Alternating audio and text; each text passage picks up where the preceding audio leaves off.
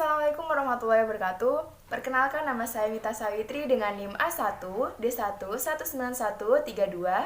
Di sini saya akan membawakan sebuah cerita yang berasal dari salah satu dusun di negeri Jambi yang berjudul Si Kelingking.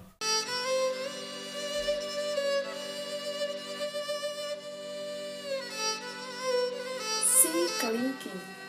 Di sebuah dusun kecil di negeri Jambi, hiduplah sepasang suami istri yang sudah cukup tua. Meski sudah tua, mereka belum dikaruniai anak. Siang malam mereka berdoa agar diberi keturunan. Tuhan pun mendengarkan doa pasangan suami istri itu. Sang istri hamil dan melahirkan anaknya. Sayangnya, anak yang dilahirkan memiliki kondisi tubuh tidak seperti anak lainnya. Dari bayi hingga beranjak dewasa, ia hanya sebesar kelingking. Maka, ia pun dipanggil si kelingking. Biar begitu, kelingking tumbuh sebagaimana anak-anak lainnya. Ayah dan ibunya pun menyayangi kelingking seperti anak-anak yang bertubuh lebih sempurna darinya. Suatu hari, di dusun kelingking kedatangan nenek Gegasi. Ia adalah hantu pemakan manusia dan apa saja yang hidup. Kedatangan nenek Gegasi itu membuat penduduk negeri Jambi menjadi resah, termasuk keluarga kelingking. Tak seorang pun warga yang berani pergi ke ladang untuk mencari nafkah. Melihat keadaan itu, Raja Negeri Jambi pun segera memerintahkan seluruh warganya untuk mengungsi. Namun, kelingking justru dengan gagah berani hendak menantang si nenek Gegasi itu agar bisa segera keluar dari kampungnya. Tentu saja membuat orang tuanya resah. "Jangan khawatir ibu dan ayah, aku akan melawan nenek jela itu dengan berani," jawab kelingking. "Tapi badanmu yang kecil begitu, apakah justru tidak akan membuat si nenek mempermainkanmu?" tanya ayah dan ibu kelingking makin khawatir. Tapi ternyata kelingking punya siasat. Dengan kekurangan yang ada pada tubuhnya itu, ia hendak menjebak si nenek Gegasi supaya bisa terjatuh ke dalam jurang.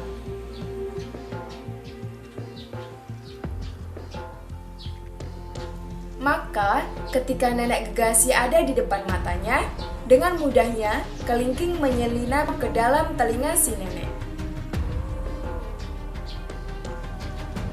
Karena tidak ketahuan ada apa di telinga si nenek, kelingking pun dengan seenaknya bisa memainkan gendang telinga si nenek.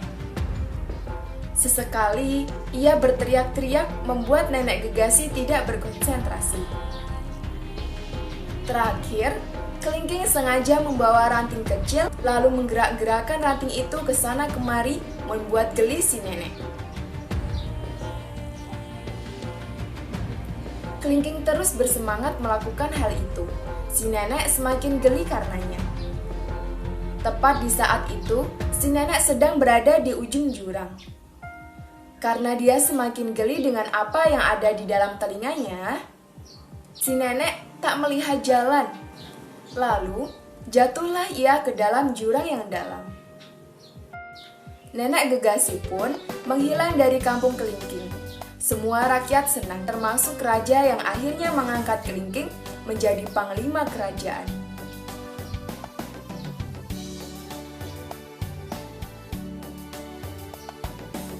Di luar dugaan, justru putri raja meminta kelingking menjadi suaminya. Ia tidak melihat kekurangan tubuh kelingking sebagai halangan. Maka, kerajaan segera mengadakan pernikahan meriah selama 7 hari 7 malam. Selesai pesta, putri raja hendak beristirahat. Ia pun masuk ke kamar dan hendak mencari suaminya. Tapi suaminya tidak ada di mana-mana. Putri raja menjadi cemas.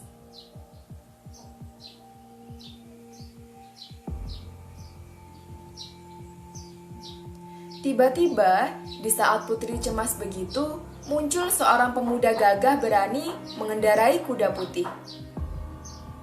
Sang putri kaget, tetapi keramahan pemuda itu menghapus ketakutan Putri.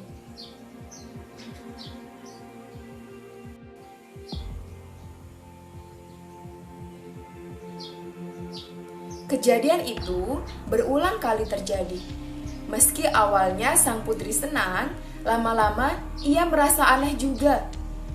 Kenapa setiap kali aku mencari suamiku, yang muncul justru pemuda gagah itu, pikirnya. Suatu malam, Putri sengaja mengikuti suaminya ketika hendak pergi. Kelingking, suaminya itu menuju sebuah danau. Setelah melapas pakaiannya, di danau ia berendam. Dan, ajaib, suaminya itu berubah rupa menjadi pemuda gagah yang selama ini mendatanginya.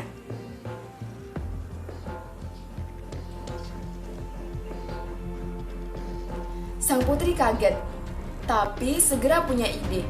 Ia sengaja mencuri baju suaminya, lalu membawanya pulang. Sesampainya di rumah, Putri berlagak tidak ada apa-apa ketika pemuda gagah itu kembali mendatangi dan menyambutnya seperti biasa.